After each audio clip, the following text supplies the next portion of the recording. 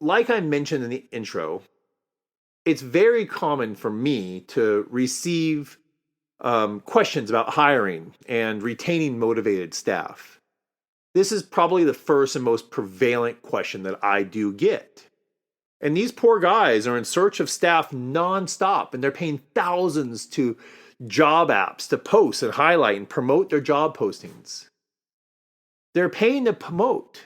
They're paying to post. They're paying for responses or to be highlighted.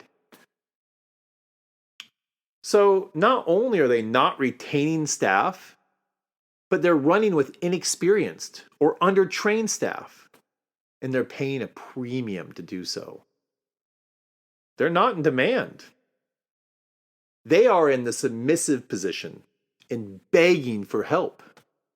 And of course, this comes off desperate. And it's not, and it will not attract top talent. This will only further power this downward spiral, leaving them desperate for more and more staff.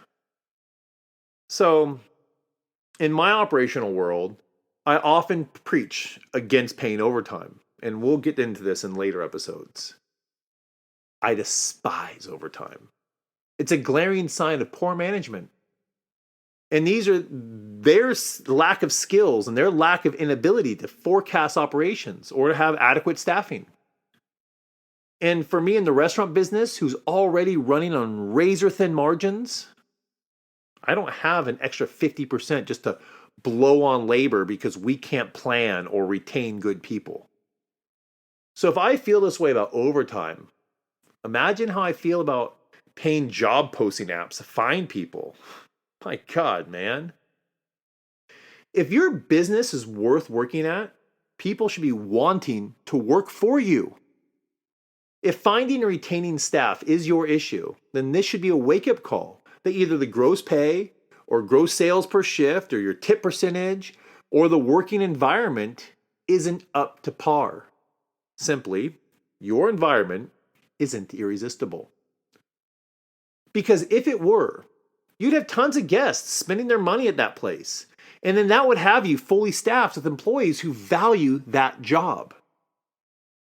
And I do understand, and I don't want to minimize the escalating difficulty. It is hard to find good help. But let's stop and analyze that saying that good help is hard to find. And let's look at it in the current context. Well, yes, I definitely sympathize. But also, is it really?